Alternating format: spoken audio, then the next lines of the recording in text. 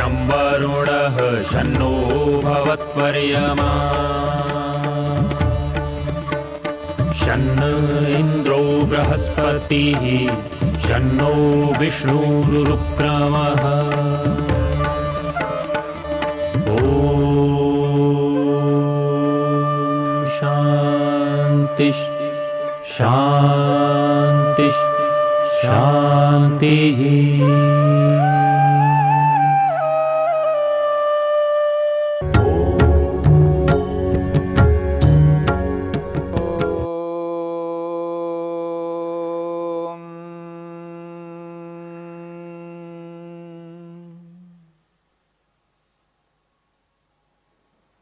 साधन पाद के चौथे सूत्र को लेकर के विचार चल रहा है। अविद्या क्षेत्रम उत्तरेशम प्रसुप्त तनु विच्छिन्नोदाराणाम। महर्षि पतंजलि ने सूत्र में अविद्या को क्षेत्र के रूप में, प्रसव भूमि के रूप में प्रस्तुत किया है और अस्मिता, राग, द्वेष और अभिनिवेश को कार्य के रूप में प्रस्तुत किया है। यानी अविद्या के कारण ये चारों उत्पन्न होते हैं और ये पांचों क्लेश चार अवस्थाओं में रहते हैं: प्रसुप्त, तनु, विच्छिन्न और उदार। महर्षि वेदव्यास इस सूत्र की व्याख्या करते हुए प्रसुप्त किसे कहते हैं, तनु किसे कहते हैं, विच्छिन्न किसे कहते हैं और उदार किसे कहते हैं, एक एक की परिभाषा करके स्पष्ट किया है। सोए हुए क्लेशों को प्रसुप्त कहा है, कमजोर क्लेशों को तनु शब्द से कहा है और रुके हुए, दबे हुए क्लेशों को विच्छिन्न शब्द से कहा है।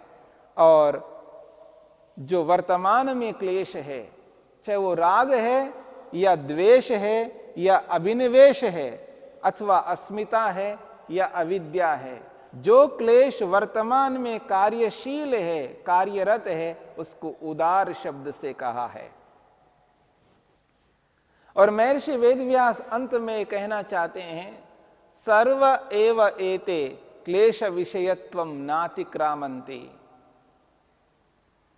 महर्षि पतंजलि कहते हैं, सर्व एव एते क्लेश विषयत्वम नातिक्रामन्ति। ये सभी क्लेशत्व का अतिक्रमण नहीं करते हैं। यानी पांचों में क्लेशत्व है, क्लेशपन है। पांचों में क्लेशपन है। जब पांचों में क्लेशपन है, अविद्या में क्लेशत्व है, अस्मिता में क्लेशत्व है, राग में क्लेशत्व है, द्वेष में क्लेशत्व है और अभिनिवेश में क्लेशत्व है। क्लेशपना पांचों में है। जब पांचों में क्लेशपना है तो एक ही क्लेश क्यों ना कहो। सभी में क्लेशत्व है तो इसको एक क्लेश क्यों ना कहा जाए। पांच विभाग क्यों किया गया है, एक ही से काम चल जाता, क्यों फिर इनको अलग अलग कहा जा रहा है। सर्व एव अमी क्लेशा अविद्या भेदाः। सर्व एव अमी क्लेशा अविद्या भेदाः। ये सारे के सारे क्लेश अविद्या के ही भेद है। ये सारे के सारे क्लेश अविद्या के ही भेद हैं। यानी अस्मिता कहो, राग कहो, द्वेष कहो और अभिनिवेश कहो, सब अविद्या ही हैं। यानी अविद्या के ही भेद हैं। जब ये सब अविद्या के ही भेद हैं, सब अविद्या स्वरूप हैं, तो एक ही अविद्या कहो ना, एक ही क्लेश कहो ना। फिर अलग अलग नाम क्यों धर दिया, अलग अलग नाम क्यों रखा। सभी में अविद्या विद्यमान है, तो एक ही अविद्या के रूप में बोलते, अलग अलग नाम क्यों रखा है? फिर अलग अलग क्लेश के रूप में अलग अलग नाम क्यों रखा है? तो इसका समाधान महर्षि वेदव्यास कहते हैं, ये जो क्लेश है पांचों विभागों में, सभी में क्लेशत्व विद्यमान है, तो इनको अलग अलग क्यों कहा जा रहा है? तो महर्षि वेदव्यास कहते हैं, इनमें विशिष्टता है। विशिष्टानाम एव एतेषाम विच्छिन्नादित्वम, इसमें विशिष्टता है। राग में जो विशेषता है वह द्वेष में नहीं है। जो द्वेष में विशेषता है वो राग में नहीं है। जो अविद्या में विशेषता है वो अस्मिता में नहीं है। जो अस्मिता में विशेषता है वो अविद्या में नहीं है। और जो अभिनिवेश में विशेषता है वह विशेषता उसके पहले के चारों विभागों में नहीं है। इसलिए इनमें विशिष्टता है। उनकी विशिष्टता के कारण से इनके अलग अलग नाम रखा है। हां, परंतु सभी में क्लेशपना है। जाति के रूप में इनको एक कहा जा सकता है। अविद्या में क्लेशत्व है, अस्मिता में क्लेशत्व है, राग में क्लेशत्व है, द्वेष में है और अभिनिवेश में है। सभी में क्लेशत्व है, तो सभी में क्लेशपना के कारण से ये जाति के रूप में एक हो सकता है क्लेश, पर व्यक्ति के रूप में एक नहीं हो सकता। यदि व्यक्ति के रूप में एक मान लिया जाए तो द्वेष को भी आप राग कैसे कह सकते हैं? जिस विशेषता के कारण से वो राग है, यदि क्लेशपना के कारण से राग को और द्वेष को एक कैसे माना जाए? द्वेष में जो विशेषता है वो राग में नहीं है और राग में जो विशेषता है वो द्वेष में नहीं है। ऐसे पांचों की विशेषताएं अलग अलग हैं, इसलिए पांचों को एक नहीं कह सकते। व्यक्ति के रूप में तो ये पांच हैं और क्लेशपना क्लेशत्व की दृष्टि से एक हैं। यानी पांचों मिलकर के एक उस रूप में हैं क्योंकि क्लेशत्व सभी में एक समान है, पर विशेषता से ये पांचों अलग अलग बनेंगे। इसलिए यहां पर क्लेशपना सभी में रहता हुआ भी इनकी विशेषता के कारण से इनको अलग अलग कर दिया है। इसलिए राग को द्वेष नहीं कहा जा सकता, अभिनिवेश नहीं कहा जा सकता, राग को द्वेष नहीं कहा जा सकता, अभिनिवेश नहीं कहा जा सकता, अस्मिता नहीं कहा जा सकता, अविद्या नहीं कहा जा सकता। राग को ही कहा जाएगा।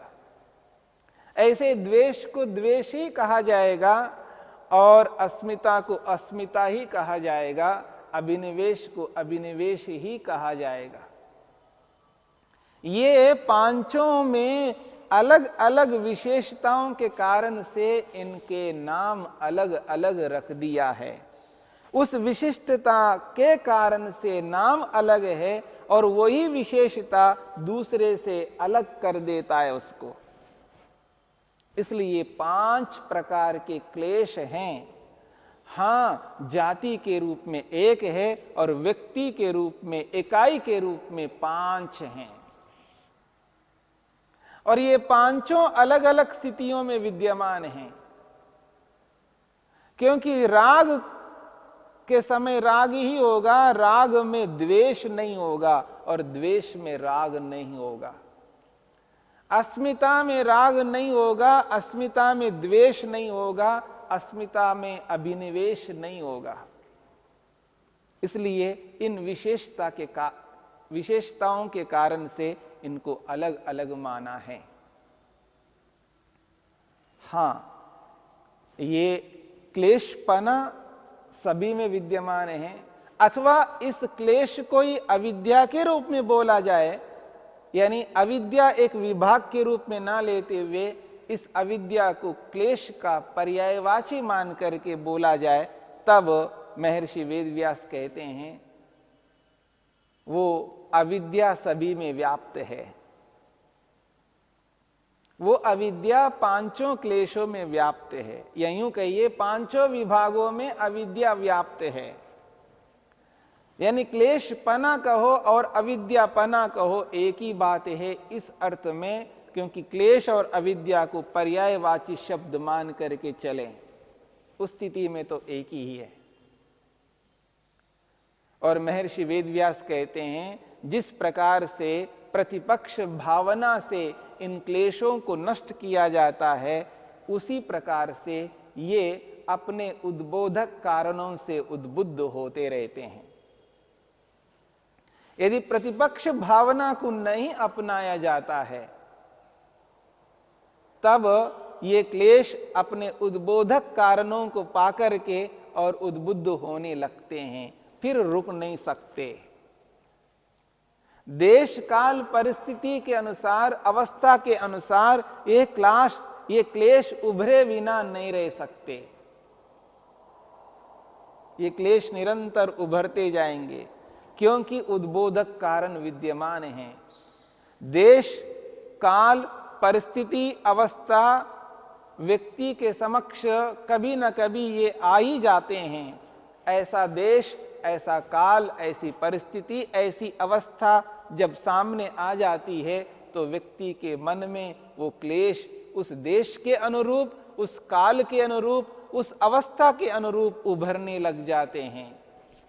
तो अपने उद्बोधक कारणों से ये जब क्लेश उद्बुद्ध होते हैं, ऐसा है तो हमें ये काम करना है, प्रतिपक्ष भावना को जीवन में उतारना है, क्लेशों के विरोधी भाव को मन में लाना है और प्रारंभ करना है प्रतिपक्ष भावना में तप से, स्वाध्याय से और ईश्वर प्रणिधान से। और इसके अलावा जो सत्य है, अस्तेय है, ब्रह्मचर्य है, उनको भी अपनाना होगा। और इन सबके मूल में जो अहिंसा है, उस अहिंसा को सामने रखना होगा। अहिंसा को सामने रखने पर सत्य, अस्तेय, ब्रह्मचर्य, अपरिग्रह ये भी अपने आप जीवन में उतरने लग जाएंगे। शौच, संतोष को भी अपनाना होगा और आसन लगा करके, बैठ करके, शरीर को स्थिर करते हुए प्राणायाम को अपना करके, प्रत्याहार के माध्यम से अपने इन साधनों को अपने वश में रखते हुए, यानी ज्ञानेंद्रियों, कर्मेंद्रियों रूपी साधनों को वश में रखते हुए प्रत्याहार के माध्यम से धारणा लगाकर और मन को एकाग्र करके परमपिता परमेश्वर का ध्यान करने का निरंतर अभ्यास करते जाना है। इस प्रकार इस प्रतिपक्ष भावना के माध्यम से ये क्लेश धीरे धीरे कमजोर होने लगते हैं और ज्यों-ज्यों इस प्रतिपक्ष भावना की उत्कृष्टता आती है, त्यों-त्यों क्लेश और कमजोर हो जाएंगे और ध्यान कर करके जिस दिन समाधि लग जाती है, बस समझ लीजिएगा तब व्यक्ति ऋतंभरा प्रज्ञा को प्राप्त कर लेगा और उस ऋतंभरा प्रज्ञा के माध्यम से, उस प्रसंख्यान रूपी तत्वज्ञान के माध्यम से कमजोर हुए हुए क्लेशों को वो भस्म कर सकता है, उसको जला सकता है, नष्ट कर सकता है। जब ये क्लेश नष्ट हो जाएंगे, उसी स्थिति में व्यक्ति अपने प्रयोजन को पूर्ण कर लेता है। और जब तक ये क्लेश नष्ट नहीं होते हैं, तब तक ये आशंका बनी रहती है, कब ये क्लेश जागेंगे, कब ये जग जाएंगे और व्यक्ति पता नहीं क्या करने लग जाएगा। इसलिए ये क्लेशों को नष्ट करने के लिए योग को जीवन में धारण करना है और अपने जीवन को योगमय बनाना है। और योगमय जीवन को बनाने का जो आधार है साधारण व्यक्ति के लिए, वो है क्रिया योग।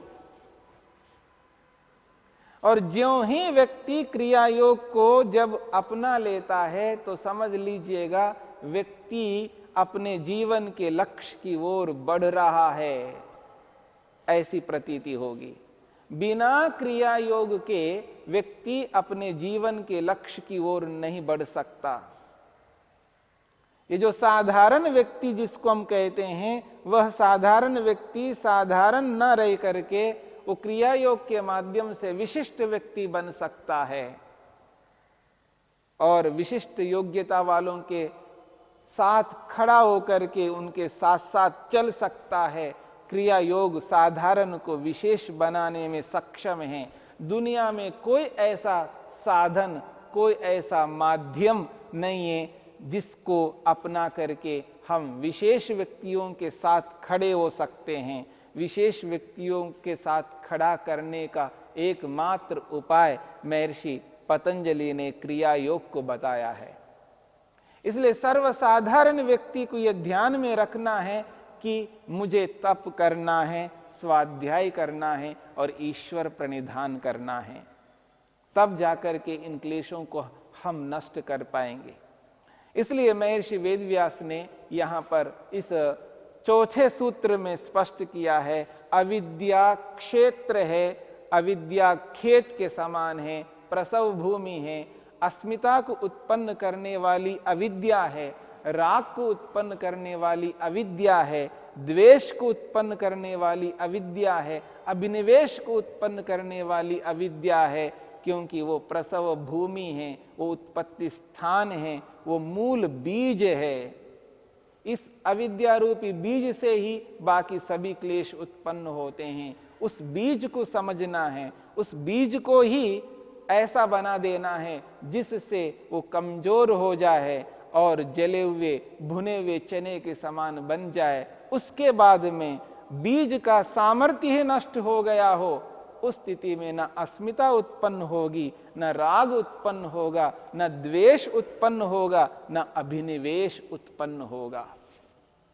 ये जो स्थिति है ये तब संभव है जब व्यक्ति अपने साधारणपन को समझ करके, जान करके अपने आप को विशेष बनाने की चेष्टा करे और उस विशेष बनने के लिए, उस विशिष्टता को प्राप्त करने के लिए क्रिया योग एक महत्वपूर्ण साधन है। अविद्या क्षेत्रम उत्तरेषाम प्रसुप्त तनु विच्छिन्नोदाराणाम।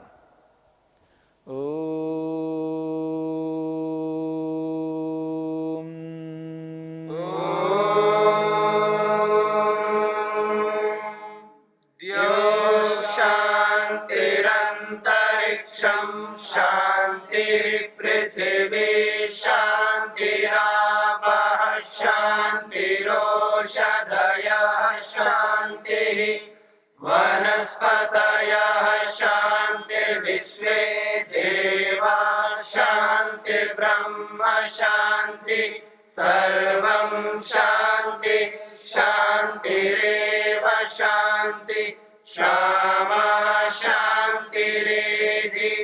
ओम शांति शांति शांति।